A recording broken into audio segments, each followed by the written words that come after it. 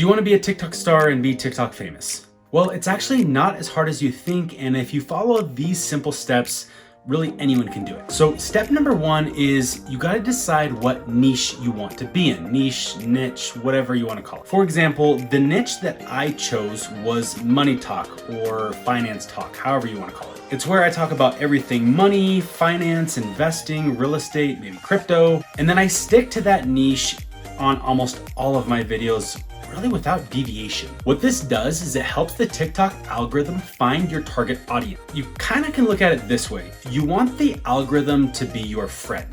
So once you've dialed in your niche, then you can start being creative. Now, this is the critical part, and if you missed everything before this video, this is where you start taking notes. So number one most critical piece of any TikTok video for any creator is the hook. H-O-O-K. The hook is at the very beginning of your video. On YouTube, people have thumbnails. That's also part of the hook.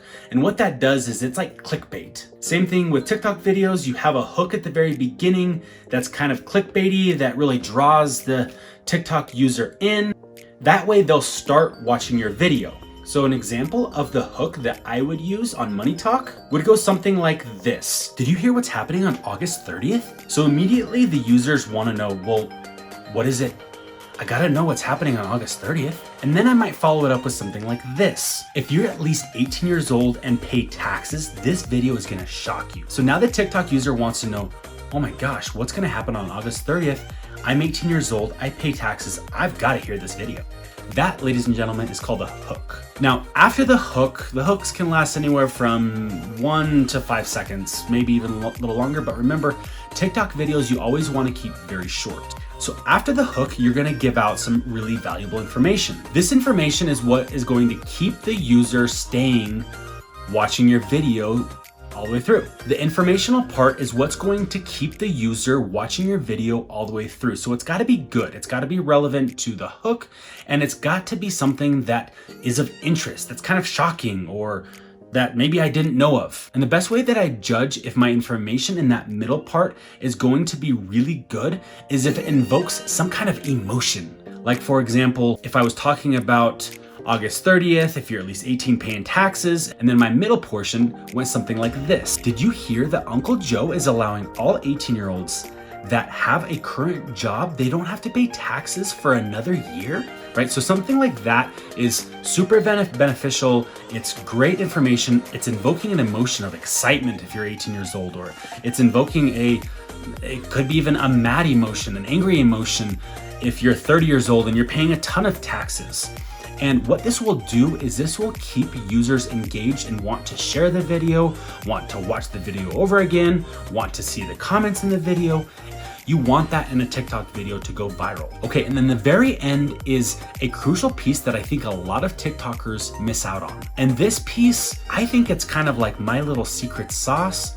And you'll notice if you watch my TikTok videos, I always have this at the end of my videos.